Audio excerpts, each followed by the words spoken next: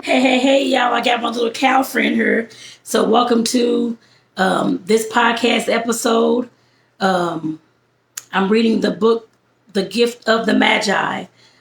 This is my first time actually reading this book, or even I've heard of it. That's all I have. It's just heard of it, but I have not actually read it before. But I'm reading it for you all today because this is Christmas season, of course. So I want to make sure that I read something that was a little Christmassy. I put it that way.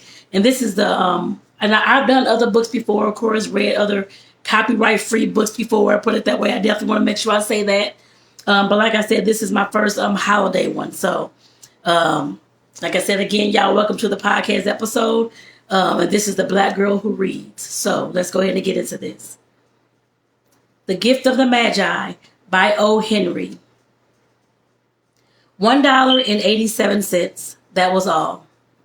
And 60 cents of it was in pennies. Pennies saved 1 and 2 at a time by bulldozing the grocer and the vegetable man and the butcher until one's cheek burned with the silent imputation of parsimony. Oh, goodness, y'all, these words. Parsimony.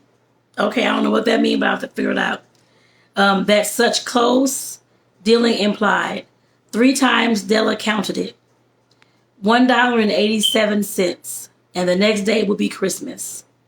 There was clearly nothing to do but flop down on the shabby little couch and howl.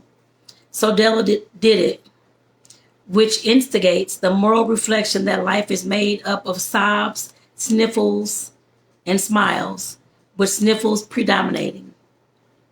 While the mistress of the home is gradually subsiding from the first stage to the second, take a look at the home. A furnished flat at $8 per week. It did not exactly beg our description, but it certainly had the word on the lookout for the mendicancy squad. In the vestibule below was a letterbox into which no letter would go, and an electric button from which no mortal finger could coax a ring. Also, appertaining thereunto was a card bearing the name Mr. James Dillingham Young. The Dillingham had been flung to the breeze during a former period of prosperity when its possessor was being paid $30 a week. Now when the income was shrunk to $20, though they were thinking seriously of contracting to a modest and unassuming D, but whenever Mr. James Dillingham Young came home and reached his flat above, he was called Jim and greatly hugged by Miss James Dillingham Young, already introduced to you as Della, which is all very good. Della finished her cry and attended to her cheeks with the powder rag. She stood by the window and looked out dully at a gray cat walking a gray fence in a gray backyard. Tomorrow will be Christmas Day, and she had only $1.87 with which to buy Jim a present. She had been saving every penny she could for months, with this result. $20 a week doesn't go far. Expenses had been greater than she had calculated. They always were. Only $1.87 to buy a present for Jim, her Jim. Many a happy hour she spent planning for something nice for him, something fine and rare and sterling, something just a little bit near to being worthy of the honor of being owned by Jim. There was a pier glass between the windows of the room. Perhaps you have seen a pier glass in an $8 flat. A very thin and very agile person may, by observing his reflection in a rapid sequence of longitudinal strips, obtain a fairly accurate conception of his looks. Della, being slender, mastered the art. Suddenly she whirled from the window and stood before the glass. Her eyes were shining brilliantly, but her face had lost its color within 20 seconds. Rapidly she pulled down her hair and let it fall to its full length. Now there were two possessions of the James Dillingham Youngs, in which they both took a mighty pride. One was James' gold watch that had been his father's and his grandfather's. The other was Della's hair. Had the Queen of Sheba lived in the flat across the air shaft, Della would have let her hair hang out the window some day to dry, just to appreciate her Majesty's jewels and gifts. King Solomon had been the janitor, with all his treasures piled up in the basement. Jim would have pulled out his watch every time he passed, just to see him pluck at his beard from envy. So now Della's beautiful hair fell about her, rippling and shining like a cascade of brown waters. It reached below her knee and made itself almost a garment for her. And then she did it up again, nervously and quickly. Once she faltered for a minute and stood still, while a tear or two splashed on the worn wood. Y'all get sleepy down low. Excuse me, y'all. On the worn red carpet. On went her old brown jacket. On went her old brown hat. With the whirl of skirts and with the brilliant sparkle still in her eyes, she fluttered out the door and down the stairs to the street, where she stopped to read the sign. Sophrony, hair goods of all kind. One flight up Della ran and collected herself panting. Madam, large, too white, chilly, hardly, looked the Sophrony. Will you buy my hair? Asked Della. I buy hair, said Madam. Take your hat off and let's have a sight at the looks of it. Down rippled the brown cascade. $20, said Madam, lifting the mass with a precise hand. Give it to me quick, said Della. Oh, the next 2 hours tripped by on rosy wings. Forget the hash metaphor. She was ransacking the stores for Jim's present. She found it at last. It surely had been made for Jim and no one else. There was no other like it in the stores, and she had turned all of them inside out. It was a platinum fob chain, simple and chaste in design, properly proclaiming its value by substance alone and not by meretricious ornamentation, as all good things should do. So I guess when y'all listen to this, y'all gonna get sleepy and get ready for bed too. Because I'm getting ready for bed when I'm reading this book. I'm like, oh my gosh. $20 they took from her for it, and she hurried home with 87 cents. With that chain on his watch, Jim might be properly anxious about the time in his company. Grand as the watch was, he sometimes looked at it on the sly on account of the leather strap that he used in place of a chain. When Della reached her home, her intoxication gave way a little to prudence and reason. She got out her curling irons and lighted the gas and went to work repairing the ravages made by generosity added to love, which is always a tremendous task, dear friends, and mammoth task. Within 40 minutes, her head was covered with tiny, close, loose curls that made her look wonderfully like a tyrant schoolboy. She looked at her reflection in the mirror, long, carefully, and critically. If Jim doesn't kill me, she said to herself, before he takes a second look at me, he'll say I look like a Coney Island chorus girl. But what could I do? Oh, what could I do with $1.87? At 7 o'clock, the coffee was made and the frying pan was on the back. Yeah, I don't know why I'm so sleepy all of a sudden. Oh my gosh. Woo. The frying pan was on the back of the stove, hot and ready to cook the chops. Pork chops. Jim was never late. Della doubled the fob chain in her hand and sat on the corner of a table near the door that he always entered. Then she heard a step on the stairway down on the first flight, and she turned white for just a moment. She had a habit of saying a little silent prayer about the simplest everyday things, and now she whispered, Please, God, make him think that I'm still pretty. Y'all, let me get some water, y'all. Y'all can take y'all like a little drink break too while I'm reading this, y'all.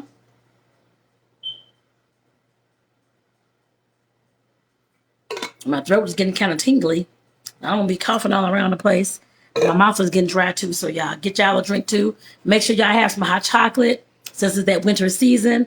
If you like hot chocolate, or if not, some tea or some coffee, whatever floats your boat. I guess I put it that way. And some folks may even have liquor.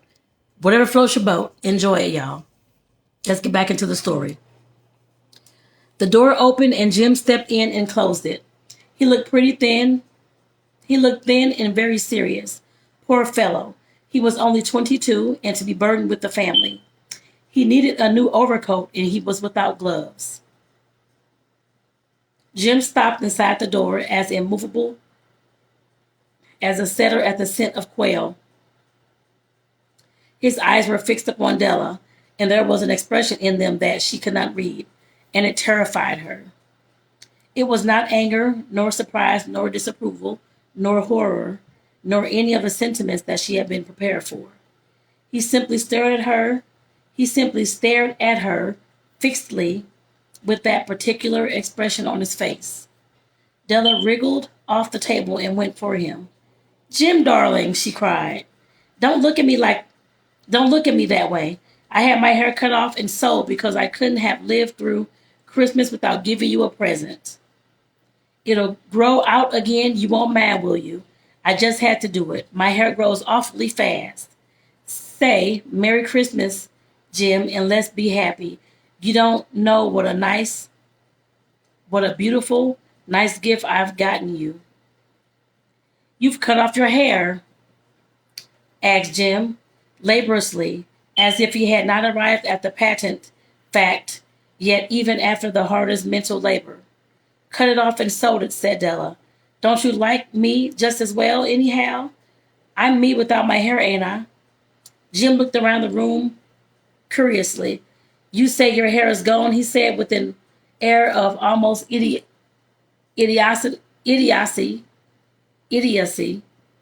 I guess, y'all. You needn't look for it, said Della. It's sold, and I tell you, sold and gone too. It's Christmas Eve, boy. Be good to me, for it went for you. Maybe the hairs of my head were numbered, she went on with sudden serious sweetness, but nobody could ever count my love for you. Shall I put the chops on, Jim? Out of his trance, Jim seemed quickly to wake. He enfolded his Della. For 10 seconds, he let us regard with discreet scrutiny some inconsequential object in the other direction. $8 a week or $8 million a year. What is the difference? A mathematician or a wit would give me the wrong answer. The Magi brought valuable gifts, but that was not among them. The dark assertion will be illuminated later on. Jim drew a package from his overcoat and threw it on the table. Don't make any mistake, Dale, he said, about me. I don't think there's anything in the way of a haircut or a shave or shampoo that can make me like my girl any less. How sweet, y'all. But if you'll unwrap that package, you may see why you had me going a while at first. White fingers and nimble tore at the string and paper, and then an ecstatic scream of joy. And then, alas, a quick feminine change. Let me move my leg, y'all. To hysterical tears and wails, necessitating the immediate employment of all the comforting powers of the Lord of that flat. For there lay the combs, the set of combs, side and back, that Della had worshipped long in the Broadway window. Beautiful combs, pure tortoise shell, with jeweled rims, just a shade to wear in the beautiful vanished hair. They were expensive combs, and she knew, and her heart simply craved and yearned over them without the least hope of possession. And now they were hers, but the tresses that she could have adorned, the covade adornments were gone. And she said her hair grows fast, so it'll go right back, y'all. And she hugged them to her bosom, and at the length she was able to look up with dim eyes and a smile and say, "My hair grows so fast, Jim." And then Della leaped up like a little singed cat and cried, "Oh, oh." Jim had not yet seen his beautiful present. She held it out to him eagerly upon her open palm. The dull, precious metal seemed to flash with the reflection of her bright and ardent spirit. "Isn't it dandy?" Oh, "Isn't it dandy, Jim? I hunted all over town to find it. You'll have to look at the time 100 times a day now. Give me your watch. I want to see how it looks on it." Instead of obeying, Jim tumbled down on the couch and put his hands under the back of his head and smiled. Dale, said he, "let's put our Christmas presents away and keep 'em a while. They're too nice to use just at present. I sold the watch to get the money to buy your combs, and now suppose you put on the chops." The Magi, as you know, were wise men, wonderfully wise men, who brought gifts to the babe in the manger. They invented the art of giving Christmas presents. Being wise, their gifts were no doubt wise ones, possibly bearing the privilege of exchange in case of duplication. And here I have lamely related to you the uneventful, where am I at? Chronicle of two foolish children in a flat who most unwisely sacrificed for each other the greatest treasures of their house. But in the last word to the wise of these days, let it be said that all who give gifts, these two were the wisest. Of all who receive gifts, such as they are the wisest. Everywhere they are the wisest, they are the Magi. That's the end of the book, y'all. And it said, the Magi is wise men, okay? Because I didn't know what the Magi was at all either. So I actually like this, actually. It's just talking about, of course, a Christmas story, how the wife wanted to, of course, get her husband this gift because all she had was $1.87. I actually like that, actually. And just, what's the name of the book again? The Gift of the Magi. Like I said, definitely just knowing that it's, at least for me, what comes up for this is the thought. It's the thought that counts for Christmas when it comes to buying gifts. No matter how you got the gift or what you had to go through to get the gift, it's the thought that counts. And the thought of you thinking more about the person than yourself. Thinking more about the person that you're getting the gift for to make it a meaningful gift, something that they will love and something that they can cherish. Instead of worrying about yourself and all these types of things. That's what that means to me, y'all. So like I said, this was actually, at least to me, like I said, definitely a good book. I thought it was. Let me know in the comments what this book means to you.